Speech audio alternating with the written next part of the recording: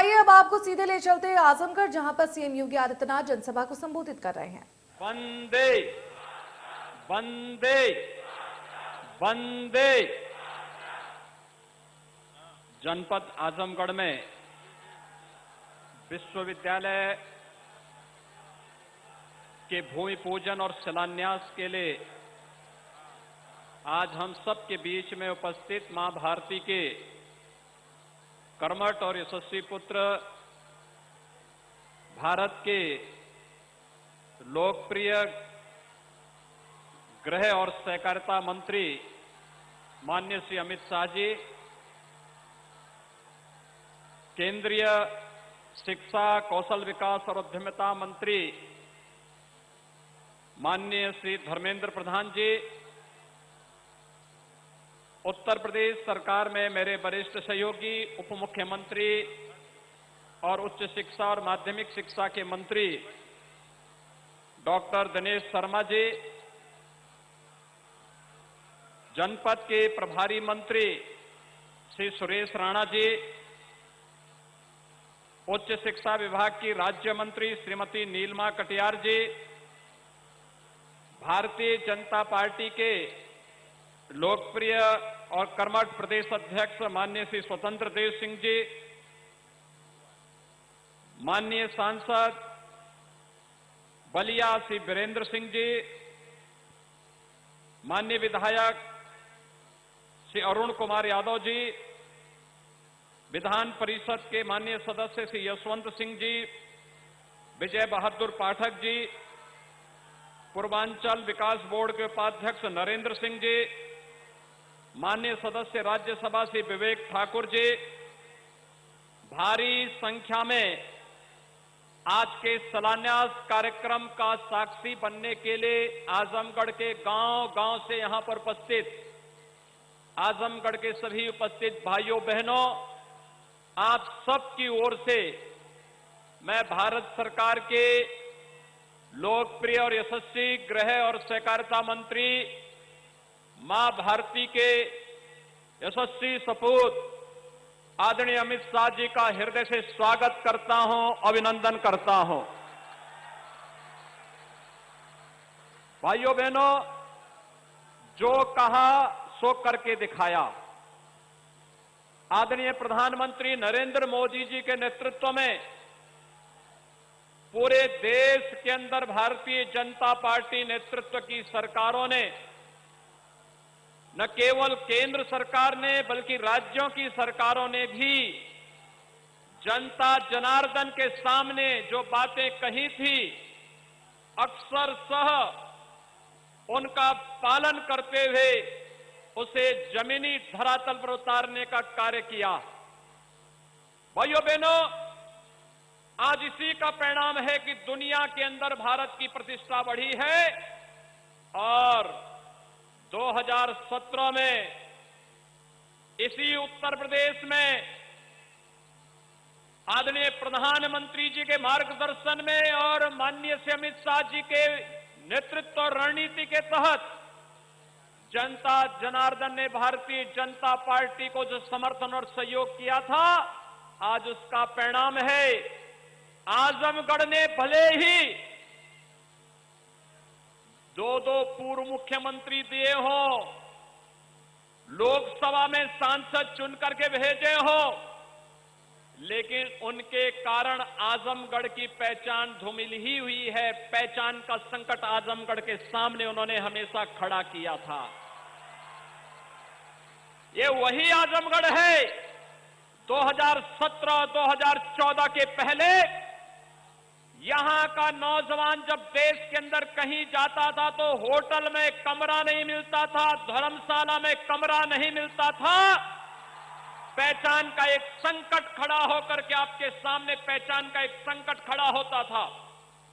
लेकिन भाइयों बहनों, मोदी जी और अमित शाह जी के नेतृत्व में आज जब भारत के अंदर सरकारें काम कर रही हैं, उत्तर प्रदेश में उनके मार्गदर्शन में भारतीय जनता पार्टी नेतृत्व की सरकार मिल रही है। मुझे याद है जब सरकार का गठन होने जा रहा था तब माननीय अमित शाह जी ने कहा था कि पूर्वांचल एक्सप्रेसवे को ऐसे बनाए कि जिससे वह आजमगढ़ के और पूर्वी उत्तर प्रदेश के विकास की बैकबोन बन जाए। आज पूर्वांचल एक्सप्रेसवे आपके विकास की धुरी बन रही है। आज आजमगढ़ में एयरपोर्ट बन रहा है, अंतिम चरणों में चल रहा है, लगभग 95% कार्य पूरा हो गया है। और भाइयों बहनों, यह विश्वविद्यालय जो आज यहां पर जिसकी आधारशिला रखी जा रही है, यह विश्वविद्यालय आजमगढ़ को सचमुच आर्यमगढ़ बना ही देगा, इसमें अब कोई संदेह होना ही नहीं चाहिए। भाइयों बहनों, हम सब इस बारे में जानना होगा, ये पहचान का संकट कौन लोग थे जो आपके सामने खड़ा किए थे। ये लोग वही थे जो जाति के नाम पर बांटने वाले थे, लेकिन अपने परिवार के लिए भरने वाले थे। इन्होंने अपने परिवार और अपने खानदान के बाहर कहीं नहीं झांका। आज प्रदेश में हम लोगों ने शासकीय स्तर पर 4.5 लाख नौजवानों को अगर सरकारी नौकरी दी और लगभग 3 लाख नौजवानों को संविदा के आधार पर नौकरी दिए, 7.5 लाख नौजवान अगर आज उत्तर प्रदेश के अंदर सरकारी नौकरी प्राप्त किया है, तो भाइयों बहनों, ये नौजवान मेरे या अमित शाह जी के या मोदी जी के परिवार के हिस्से नहीं, उत्तर प्रदेश के ही नौजवान हैं और आपके नातेदार रिश्तेदार होंगे। लेकिन भाइयों बहनों, हमें प्रसन्नता इस बात की होती है कि चलिए हमारे इस बृहद परिवार का कोई सदस्य तो कहीं ना कहीं सरकारी नौकरी पाया तो। लेकिन पहले होता क्या था, नौकरी निकलती थी और नौकरी के साथ ही महाभारत के सभी रिश्ते निकल पड़ते थे वसूली में। कहीं चाचा है, कहीं मामा है, कहीं भांजा है, कहीं भतीजा है, ये सभी निकल पड़ते थे। कोरोना कालखंड में उन लोगों का दर्शन यहां पर नहीं हुआ होगा। मैं आजमगढ़ वासियों से पूछता हूं कि आपके सांसद कोरोना में आपका हालचाल लेने आए थे? वे फिर भी नहीं आएंगे। चुनाव की सुगबगाहट होती है तो ये लोग भी कभी कभी आपके बीच में आएंगे, फिर गुमराह करके चले जाएंगे। भारतीय जनता पार्टी ने जो कहा था सो करके दिखाया है। और भाइयों बहनों, आज यही कहने के लिए हम लोग आपके बीच में आए हैं कि मेरे लिए तो हार्दिक प्रसन्नता की बात है, क्योंकि आजमगढ़ हम लोगों के कार्य क्षेत्र का एक हिस्सा रहा है। आप याद करिए, 2007 में यही आजमगढ़ में मुझ पर हमला हुआ था और तब मैं यहां पर आया था। तब हम लोग आए थे यहां पर, उस समय सिबली नेशनल कॉलेज में अजीत राय की इसलिए हत्या हो जाती थी क्योंकि वह अखिल भारतीय विद्यार्थी परिषद का कार्यकर्ता था और उसने वंदे मातरम के लिए कहा था कि वंदे मातरम का गायन गणतंत्र दिवस पे होना चाहिए। लेकिन भाइयों बहनों, कॉलेज परिसर में ही प्रिंसिपल कार्यालय के पास ही उनकी हत्या हो जाती है और 1 महीने तक एफआईआर तक दर्ज नहीं होती थी। आज क्या किसी की हिम्मत है कि संग से कोई सरेआम हत्या कर ले? आज कोई गुंडा किसी राह चलती हुई बेटी और बहन को छेड़ने का दुस्साहस कर पाएगा? अगर कोई करेगा तो उसे मालूम है कि दुर्योधन और दुशासन के क्या हाल हुए थे। और भाइयों बहनों, आज यही हम सब कहने के लिए आए हैं। विकास का हो, सुरक्षा का हो, गरीब कल्याण का हो, कोरोना कालखंड में कितना अभूतपूर्व कार्य प्रधानमंत्री मोदी जी के नेतृत्व में इस देश ने किया। सर्वाधिक प्रवासी कामगार और श्रमिक आजमगढ़ जनपद में भी आने वाले हैं। वे सभी यहां पर आए थे। 1 लाख से अधिक संख्या आपके जनपद में आई थी। लेकिन उन सबको सुरक्षित घरों तक पहुंचाना, भारतीय रेल ने फ्री में उनको यहां पर पहुंचाने की व्यवस्था करना, उत्तर प्रदेश परिवहन निगम से उन्हें पहुंचाने की व्यवस्था करना, उनकी फ्री में जांच, सभी लोगों के लिए फ्री में उपचार, फ्री में राशन की व्यवस्था, फ्री में टेस्ट।